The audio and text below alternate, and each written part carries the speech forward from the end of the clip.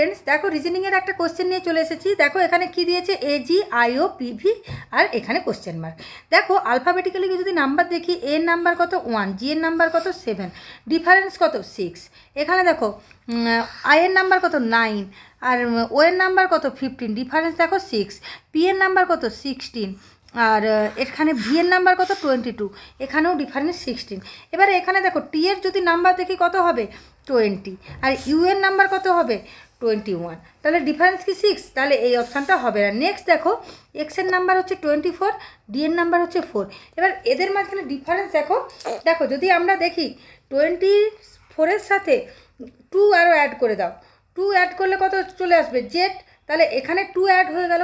এরপরে কি জেডের পরে আসবে এ বি সি ডি, এখানে 4, তাহলে কত হচ্ছে এটার ডিফারেন্স হয়ে যাবে 6, তাহলে অপশান বি হয়ে যাবে রাইট অ্যান্সার। ভিডিওটি ভালো লেগে থাকলে লাইক শেয়ার এবং সাবস্ক্রাইব করে